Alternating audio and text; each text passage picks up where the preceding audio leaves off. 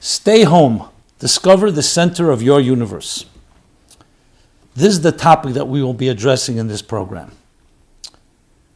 This is Simon Jacobson, and as part of a series of extensive programs that we've been doing, especially addressing the upheaval and crisis of the coronavirus, please go to meaningfullife.com/corona.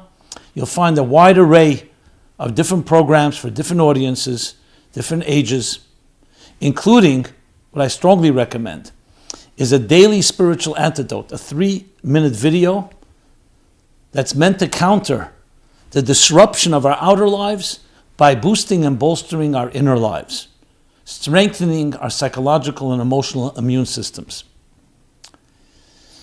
So in this program, we're going to be addressing a statement we hear again and again: quarantine, stay home. The program is dedicated for a complete and speedy recovery, refuah shlema, to all those that are suffering from the coronavirus. They should completely recover, come out stronger than ever, and God should protect everyone, anywhere in the world. We should finally come to an end of this plague, of this epidemic, this pandemic, and learn the proper lessons to be a more powerful and greater human being. When the Jewish people were in Egypt and they were suffering greatly, there's a powerful verse that says, as they were oppressed, as they were oppressed and afflicted, in direct proportion to that, they flourished and they thrived. So, painful situations, difficult situations, oppressive situations can bring out, God forbid, sometimes the worst in us, but it can bring out the best in us. So what is this stay home? Obviously, the most ostensible reason for that is protection. Protection of yourself, of your family, and protecting everyone else. But there's always deeper meaning in any experience. And it's vital, just as much as we're fighting the illness itself, to also strengthen our spiritual, emotional, and psychological attitude to this. Because that too can be debilitating and sometimes even more paralyzing. The fears, the concerns, the uncertainties, the unknowns. So to just lock ourselves up in our homes, lockdown, and cower in fear and worry is obviously not a healthy thing to do. Yet, we do need to follow guidelines. So we need to dig deeper and find opportunities in these challenging times as we're quarantined at home, as we're staying at home. So often, not just often, I would say always, great wisdom comes from past experiences. When we learn from the past, we can cope and deal and even thrive in the present and grow into the future. So looking back, the history of quarantine during plagues is not new. It's new to our century. It's new to our age because it's something we thought was a distant memory of past history. But it existed, quarantining, for the reason of keeping ourselves healthy and protected, not infecting others and not being infected by them. But there's something more. The first documented quarantine, the first documented plague, was in Egypt 3,332 years ago. Documented in the Bible, in the book of Exodus, the book of Shmois. And there it says that on that night, the night before the Jewish nation, the Jewish people left the Exodus from Egypt, they were told to bring the Paschal lamb, the Korban Pesach, and then Moses added the following. This is in the 3rd chapter in Exodus. In chapter 12, verse 22. He said, and you, va'atem, lo yiseitzu ish mepesach beisei ad boker. And you, the Jewish people, as a plague is raging outside, what plague was it? The 10th plague of the firstborn being killed? After the obstinate Egyptians and Pharaoh at their head refused to let the people go after so many decades of hard labor, of genocide, You, the Jewish people, while that is happening out there, a raging plague outside, stay in your homes. Do not leave the door of your home until the morning.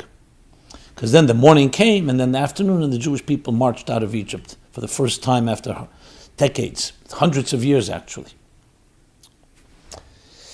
So the obvious reason is, as the commentaries explain, is because there was a plague.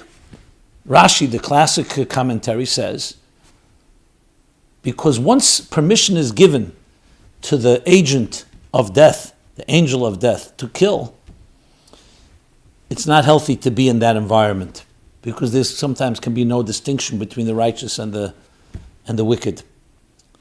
So stay home. But the question still begs. I mean, God is running the show. He cannot distinguish who he wants to punish and who not. Is the staying home simply just to avoid? Is it only defense mechanism? Remember, at home they celebrated Passover, the first Passover.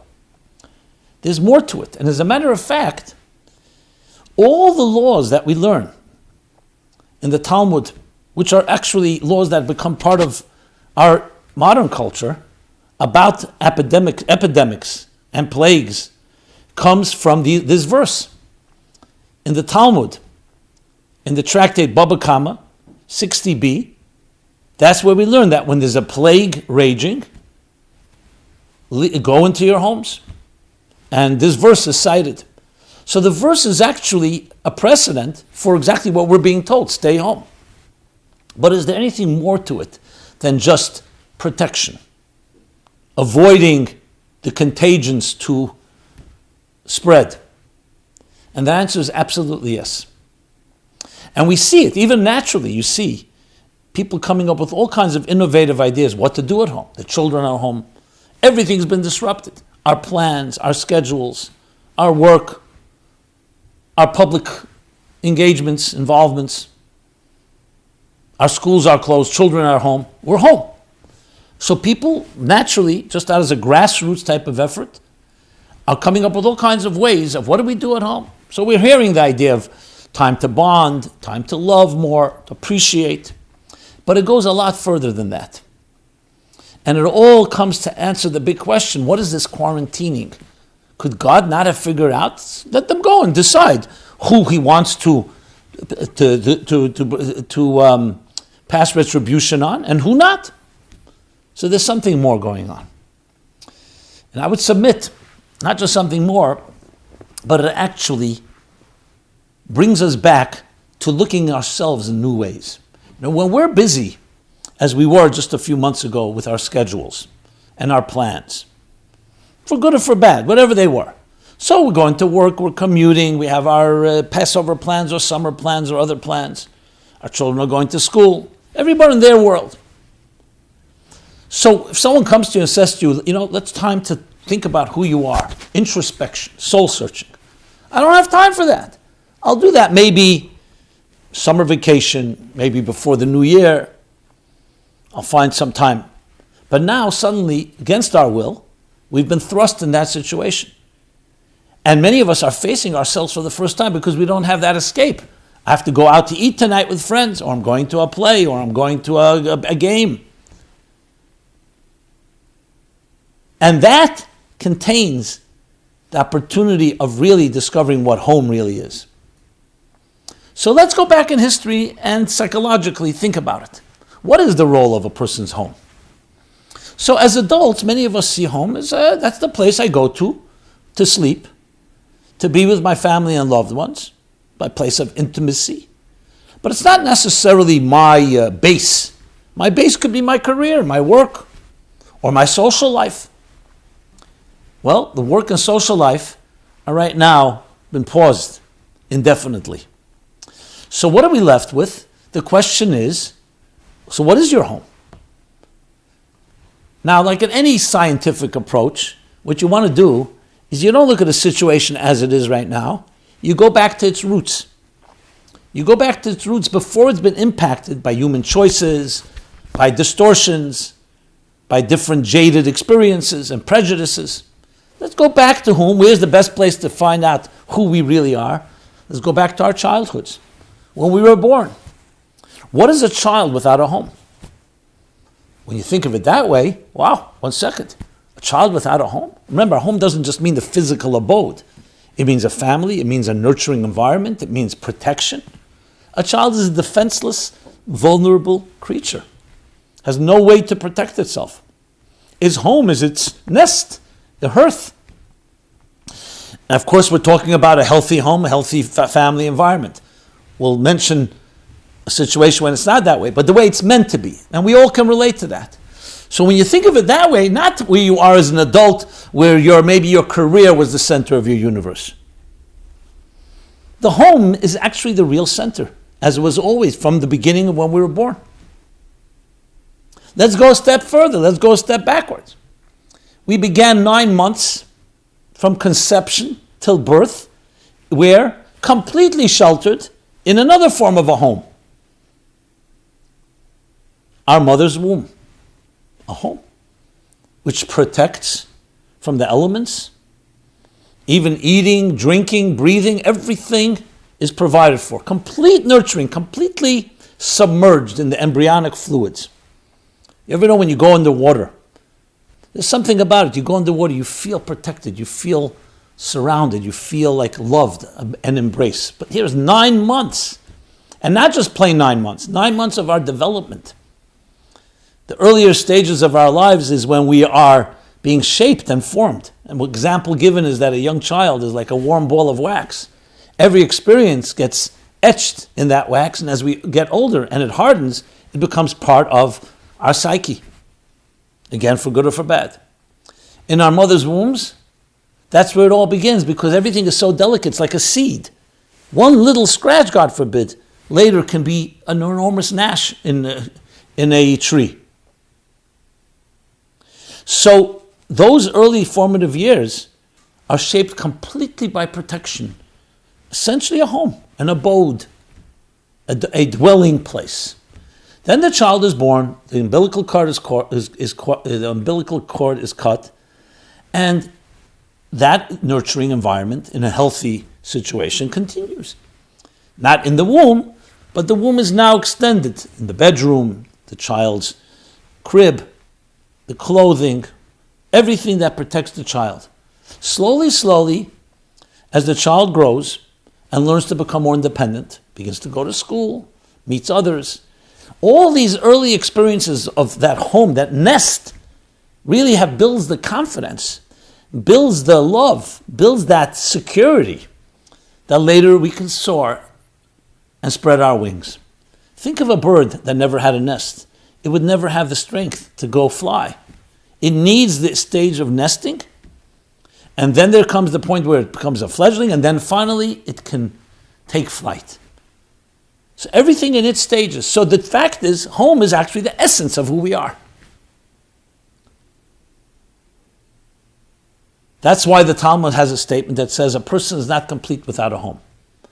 Now, on a very unostensible level again, you can take that meaning. God forbid you see a homeless person, you see something's lacking. The dignity that we need. So a person without a home is not a complete person. Something is missing. But it goes deeper than that. It's not just what we're lacking.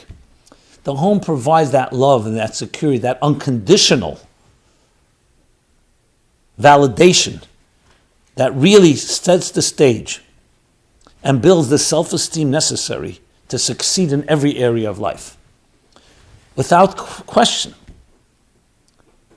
If you see people suffering from low self-esteem, and unfortunately we have much of that, fears, inhibitions, or worse, anxieties and depressions, very often you can trace it to their childhoods. What kind of childhood? That's the first question we ask. That's the first usual suspect. What kind of childhood did you have?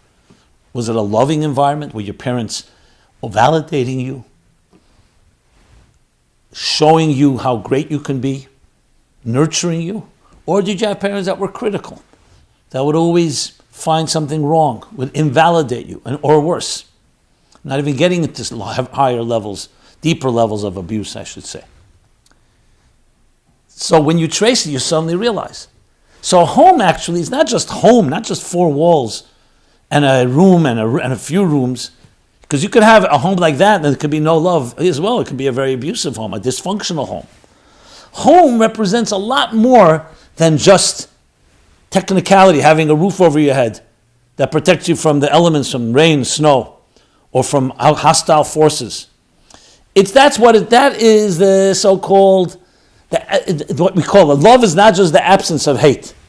Like peace is not just the absence of war. A home is not just the absence of hostility or the absence of elements that can be dangerous. It's not just the absence of danger. It's an entity of its own that reflects everything that is vital and critical in what makes us tick. That's why a human being is not complete without a home. In the early stages of our lives, the home is provided by our parents, and by extension, everything they offer. Then, when we're ready to go out into the world, in the best case scenario, empowered by the nesting, by the love, and the confidence that we have now gained, we can now go build our own home and continue, perpetuate that love and nurturing. Now, of course, immediately you say, 1 second, see how many families are dysfunctional, how many homes are dysfunctional? But dysfunctional has a reason it's called dysfunctional, because it's actually not a healthy home or not a complete home. Some people tell me, my home was a war zone. My parents fighting, pitting us against each other. It was filled with anger, filled with guilt, filled with the punitiveness. That's not the way a home should be. And we all know it, because we talk about it not in loving ways. Sometimes we become accustomed to that toxic environment. So, in that sense, home is the most natural place, the real center of our universe. So what happened? What happened to us?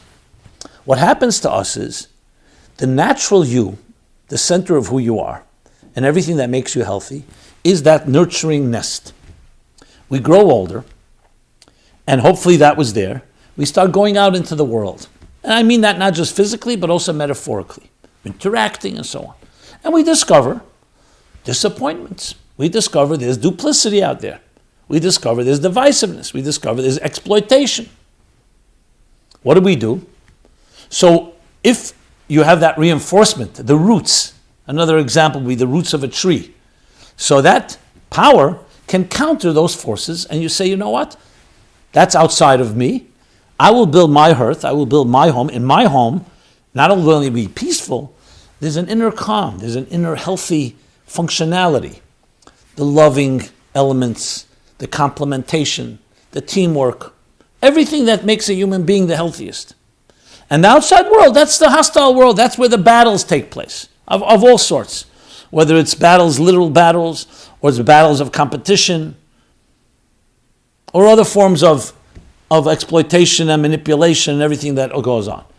An even healthier person will take the inner serenity of their home and their home-like feelings and psyche and influence their environment. But what happens if, for whatever reason, suddenly what you're doing out in the outside world becomes your identity, and you lose sight of your inner home, physical and spiritual and psychological home? Then you have problems. Then there will be problems. That's like not knowing you have a nest. And that is exactly what has happened, my friends, in history. Let's look at history. There was a time, and especially for the Jewish people, but I would say this for all human beings, where the home was the center of life. That's where two people came together, they got married, they built a family. And that was the focus, to make sure their family is healthy, provided for.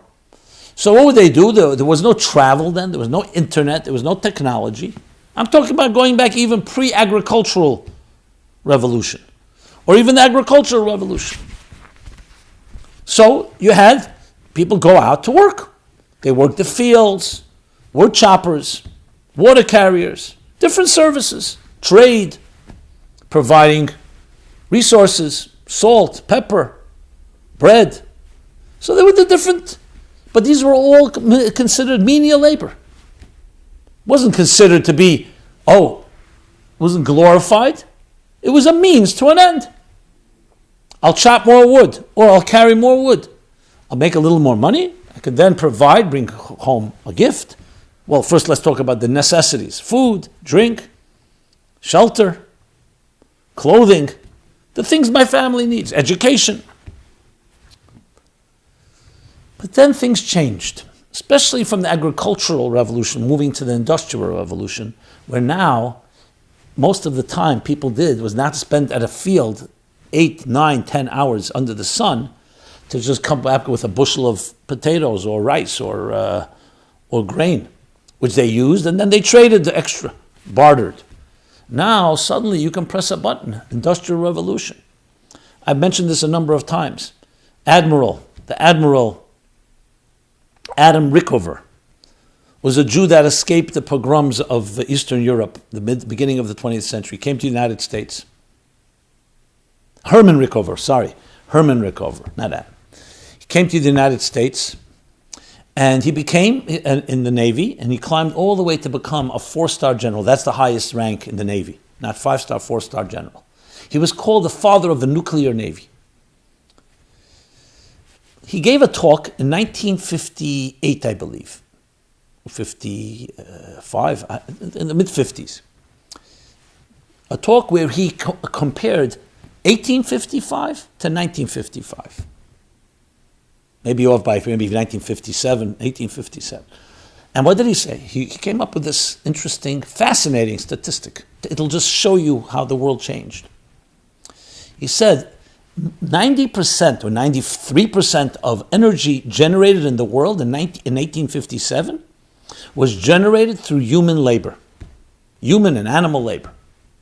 In 1957, 93% of energy is generated through fossil fuels and machines.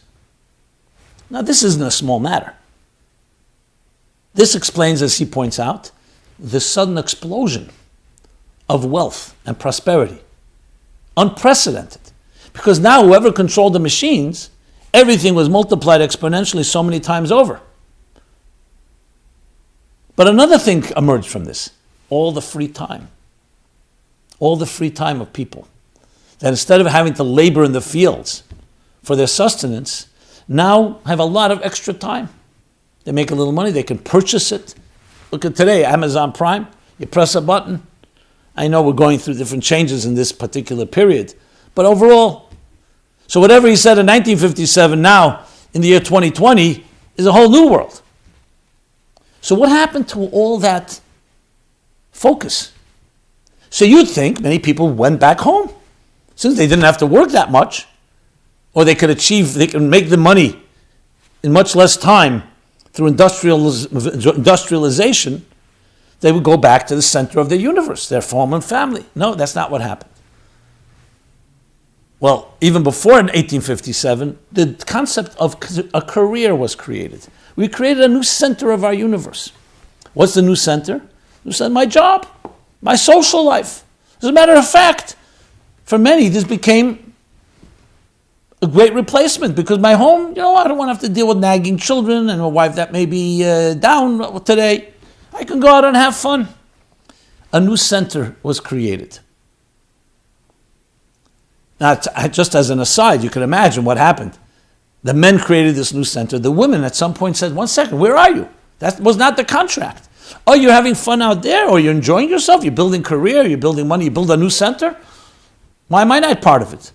Which explains a lot of the women's suffrage movement demanding, rightfully so, if you're out there, I also want to be out there. If the men had stayed where they had to stay and work was only a means to the home, the center of their universe, would be one thing, but that's not what happened. So everybody moved, shifted. The home became, for some, even a burden. A necessary evil, as some people say. Yes, for our children, we need a home. You can imagine that also how it affected marriage, it affected commitment, sanctity of a home, of a life, of a family life. I'm not going to go through a whole analysis of it, but suffice it to say that the center shifted. Let's talk about the Jewish world. What was the center of Jewish life throughout history? So most people immediately say, what do you mean? The Beis HaKnesses, Beis HaMedrash, the Shul. Earlier, the Beis HaMikdash, the Holy Temple. That was the center of daily life of the Jewish people? Absolutely not. First of all, the majority of the Jewish people were not allowed into the temple, only to certain outer sections. The people who served in the temple were the tribe of Levi, the Levites, the priests, the Kohanim, and the Levites, all from the tribe of Levi. And they actually didn't have private property. They had to be provided because it was a public service that they did. They were public servants. The Jewish people lived in their places. Their home was the center of their lives. 3 times a year, they were told to go Aliyah L'Regel and make a pilgrimage to the temple. So spiritual center, you can say that the divine presence was there. But what does the verse say in the book of Exodus later, Pasha Truma, when it speaks about? It says, Osili Migdosh, God says, build for me a sanctuary. Ushachanti, and I shall rest. Where? You think I will rest in it, in the Migdash, in the temple. It says, B'seicham, I will rest among you, amidst you. I will dwell among you. It's a contradiction. The beginning of the verse says, I built for me a structure, and I will rest in it, in the structure. Says the Shalah, the 16th century, 17th century great sage. It means, B'seicham means, because the purpose of the temple is to rest within you, that God should be. It's not in the wood, or the stones, or the bricks and mortar of the building. That's a conduit. That's a model, a template. But ultimately about resting within you, in your home, the God wants a home inside of your heart and soul. And that was the center of life. Now, once the temple was destroyed, yes, as Yecheskel, the prophet, had come to understand, as he asked God, what will happen to us? And God says, build sanctuaries, build mini sanctuaries, Migdash Ma'at. They will be for me a mini sanctuary, a Knesset, a synagogue, and a Beis Medrash, an academy of study, which became the system of the shul and the yeshiva system. That replaced the temple, but didn't replace the home. The home still remained. And the purpose of the Beis HaMikdash, just as the Mikdash, the purpose of the mini sanctuary, just like the sanctuary in macrocosm, was to serve as a model. That was not where you live. You don't live in a synagogue. You don't live in a yeshiva. You don't live in the holy temple. You live where you are. And that channels it into our personal lives. So home was always the center. That's why a simple explanation for the common question. When you come and build a new community in a city, what's the first thing you're supposed to build?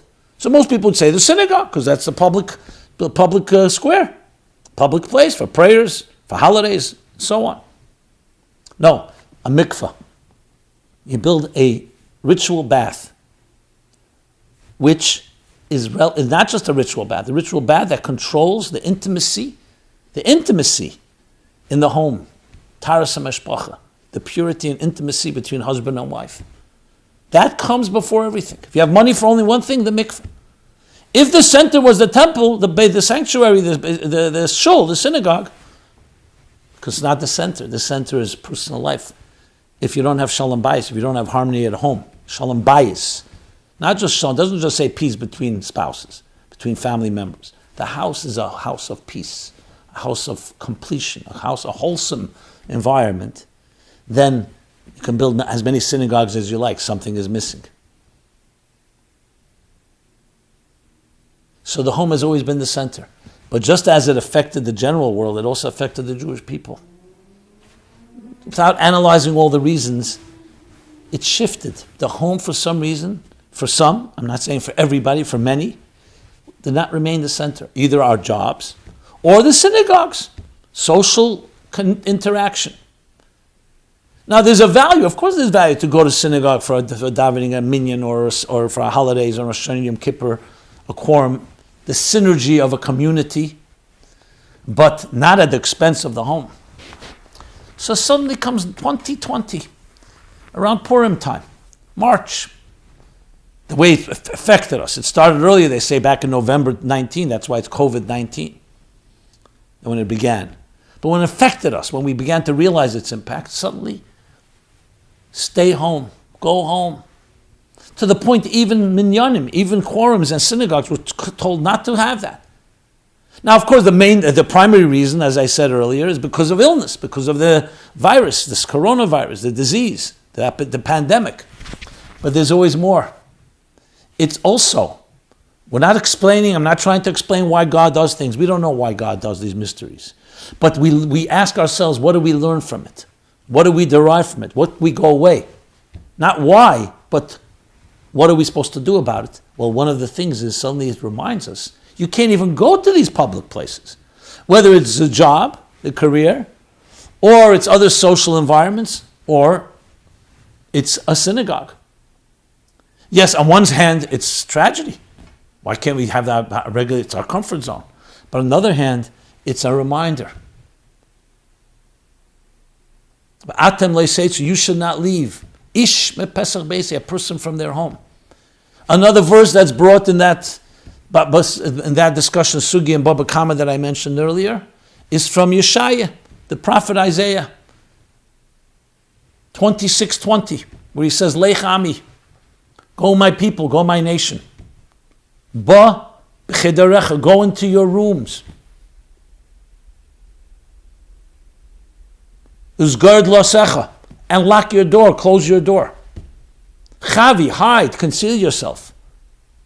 Kamat rega, almost a moment, almost a fleeting moment, okay, a second. Ad yaver za'am, until the anger, the wrath, the plague concludes. So yes, there's a defensive element, but there's also an offensive element. Back to the natural place where you should be, physically and emotionally and psychologically.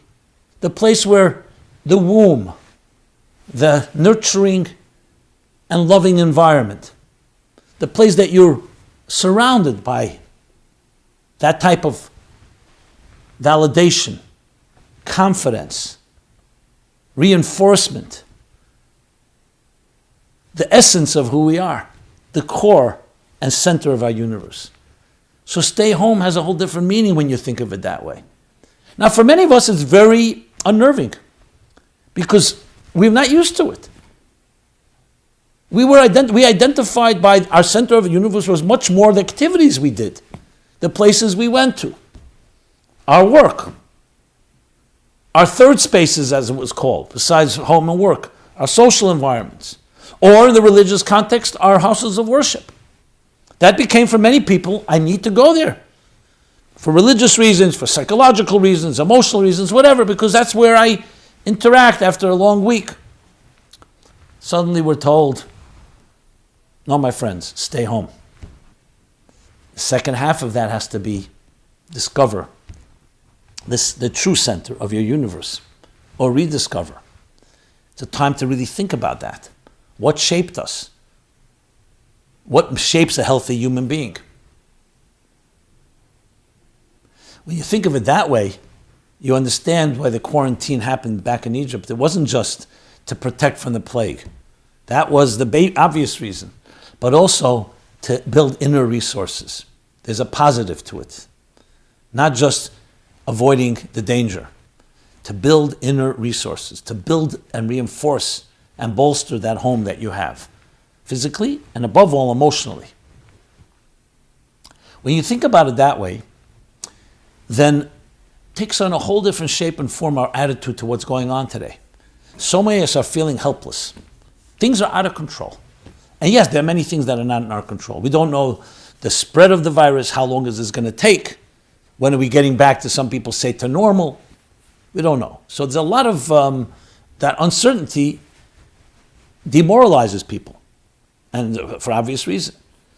If you stay there, so you may be able to protect yourself, but psychologically, it's an assault on our psyches. So we learn from this is no. You have a whole bunch of work to do right now. Build your home. Discover the value of your home. You're not complete without it. And home more than just, is your home just walls and beautiful furniture? Or is love saturated? Is it saturated with love? And if it's not, work on that. Go back and ask yourself, what was your childhood like? And what are you giving your children, for those that have children? For those that are single, the same idea. Your soul, connecting to your soul and finding the home.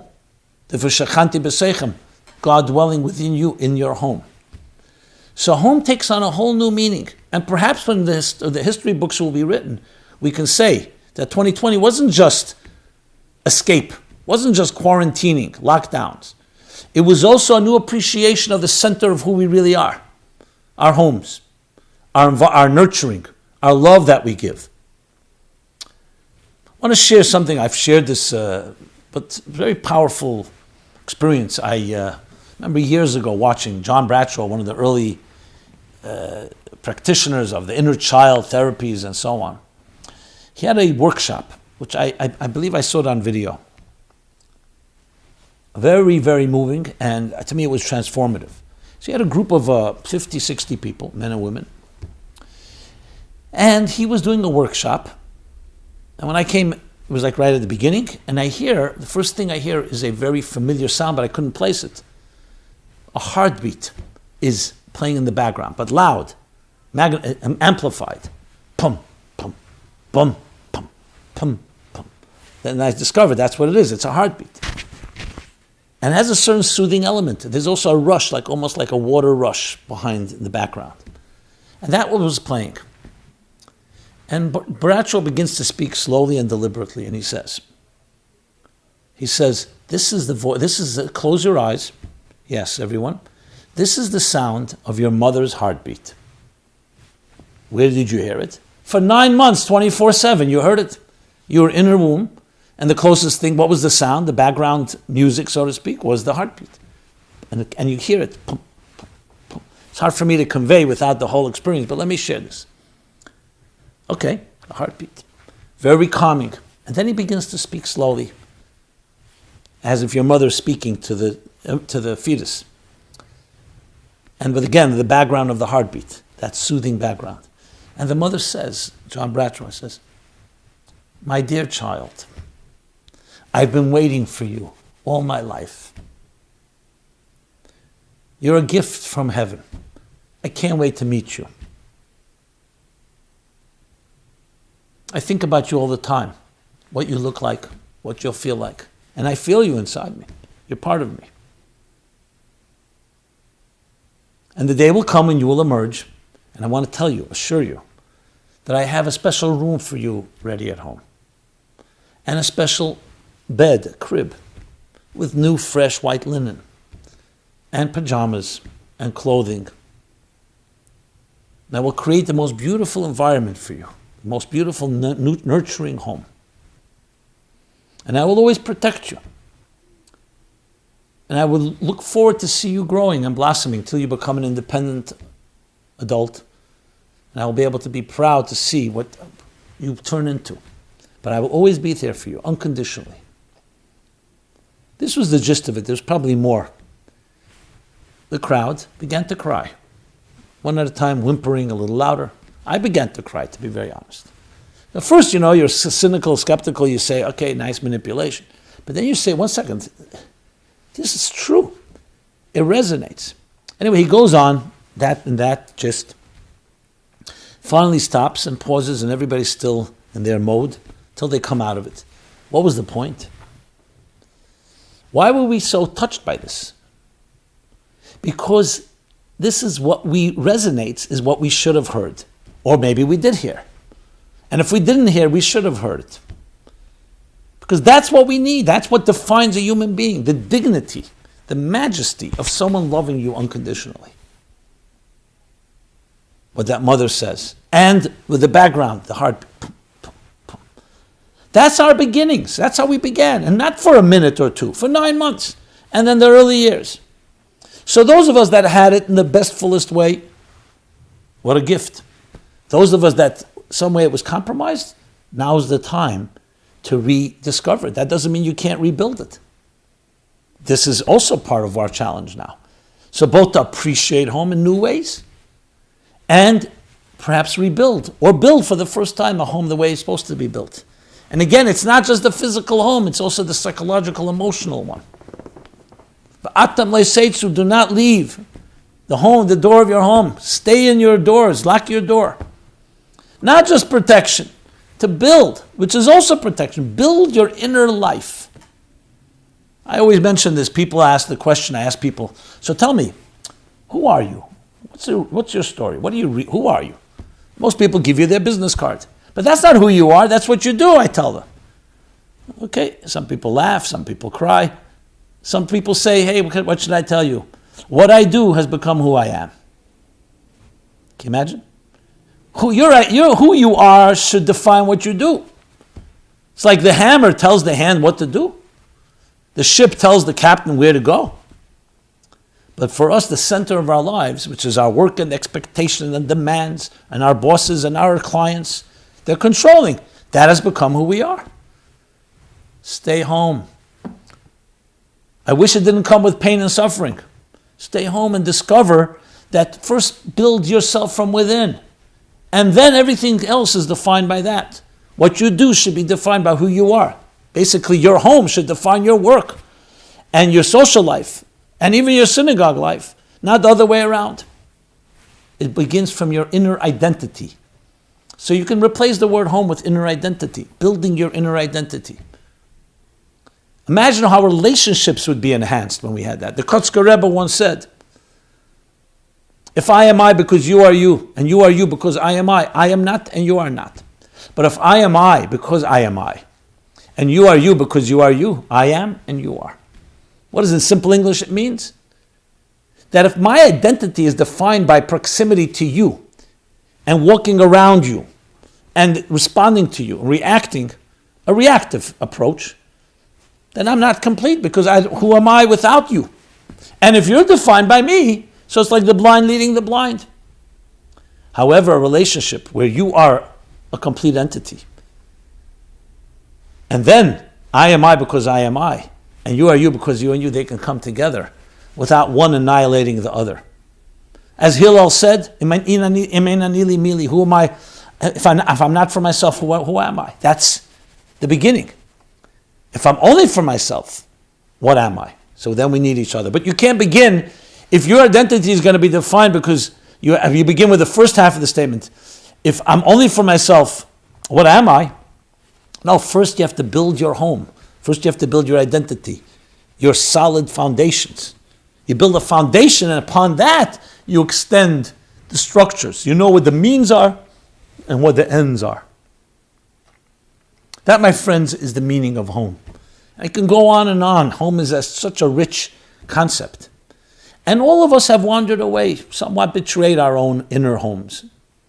And perhaps also our families and homes as well.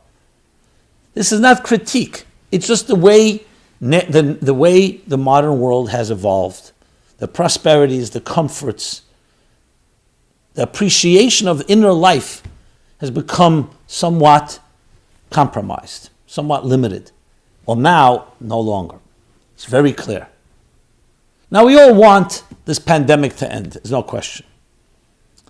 But we also want to learn. What have we learned about ourselves? What have we learned about our homes? What have we learned about our work? Let's reprioritize, recalibrate. What is the center? And what is the circle around the center? To make a perfect circle, you need to have a compass, a solid compass, upon which you create the entire circumference of the circle. Let's say you didn't have that center. So you made it create a circle, be a jagged circle, imperfect circle, many different circles. It begins always with a center. If you wish, a mission statement. And the way we develop, look at us as human beings. It's not just a good advice. We are shaped that way. We're shaped, we begin from within. You develop from one cell inside the mother's womb, develops in a home, and then we spread ourselves out. You take a child and, God forbid, abort their childhood and throw them into the hostile world prematurely, that causes many scars. So it's important to know when you're in that nurturing womb environment, and then when you be able to, then you have the courage and the confidence and the trust to be able to build outside yourself. But it's defined by your inner life. Our inner lives, my friends, what we are working on right now. And the verse says it so clearly, that night, that first night that became the first Passover, stay at home. Build your home inner life. Yes, there's a hostile world out there. You need to protect yourself. But more than that, it's not just defensive mechanisms. It's not just reactive. It's proactive. Build. We also stand for something. Not just we're against something. That's what a home. A home is not just the absence of hostility, as I mentioned before, the absence of the elements, the absence of a world around us that can be dangerous. It's not just the absence of danger. A home is also, what does it stand for? What is the home? What kind of vision do you have for your home?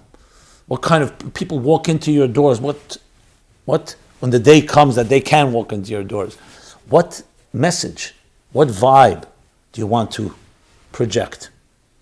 What mark do you want to make on the universe? These are the questions that we should be asking now. As we are told, stay home.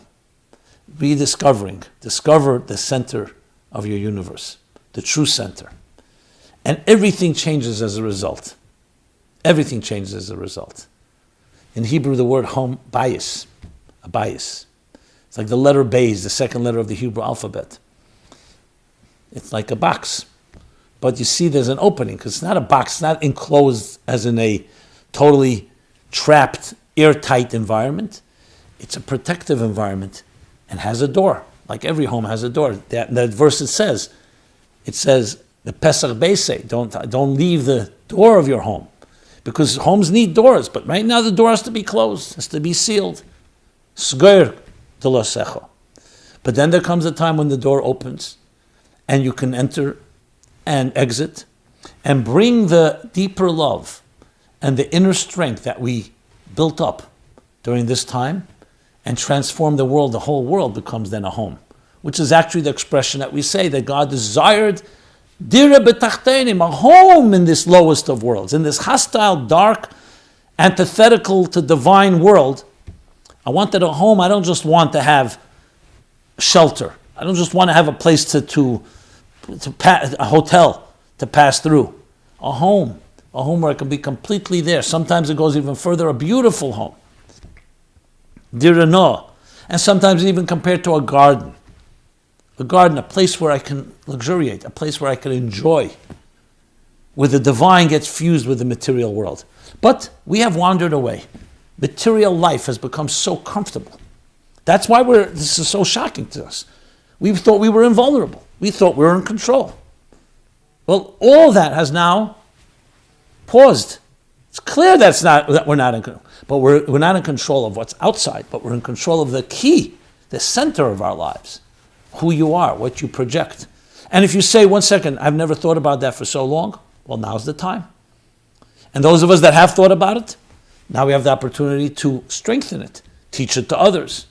So we have tremendous opportunity now. And I still emphasize that we should all be protected. God should protect every person, bring total recovery and refuah shlema to everyone that needs it. It's not a contradiction. Same thing, like in a home, you also have to sometimes deal with an illness. You need to nurture the person. You need to heal them. You need to create an environment of healing. So that's obviously also part of it. But it's much more than just healing from the negative. It's also bringing a whole new dimension of love, of hope, of courage, of strength that is so vital to the human being. As I said earlier, it's not just this physical home, it's the psychological, emotional, that you have a place where you belong, a place where you feel you're completely connected, completely aligned with why you're here. Adam and Eve were in the Garden of Eden, that was their home. Then they were banished because they disconnected. They wandered away, they betrayed themselves. And God said, Ayeko, where are you? I don't recognize you. You've betrayed yourself, you've betrayed your mission, you've betrayed your calling. But we're told that every challenge is an opportunity to build even a stronger and better garden and a better home. And that, my dear friends, is our challenge now and also our gift. Again, it should come with no suffering at all, minimal of aggravation. We should understand what we have to be learning and strengthening that center of our lives, the true center. And that should inform everything else, that everything else is a means. Everything is a means of building the center of your life, the spiritual center, the home, the divine center of who you really are. I thank you for listening. This has been Simon Jacobson, and I repeat again, this is one program among many, many programs out there that we've been creating, especially for these times. So please visit meaningfullife.com/corona for a wide different diversity of different programs for different audiences, for students, for parents, for educators, and of course for everybody else as well. And I again encourage you to subscribe, a free subscription to the Daily Spiritual Antidote. It's on all our platforms. You can get it in a WhatsApp, broadcast, it's in podcast, it's in YouTube, Facebook, Instagram, you name it. It's been an honor and pleasure to speak with you. These are challenging times, but God bless you to stay well and healthy and find those inner strengths that emerge, that surprisingly emerge in times like this. The greater inner resources that we have, that home that's deep inside your heart and soul, and may we learn to express it. God bless you all. Thank you so much. This program is brought to you by the Meaningful Life Center. Please help us continue our programs. Make even a small contribution at meaningfullife.com/donate.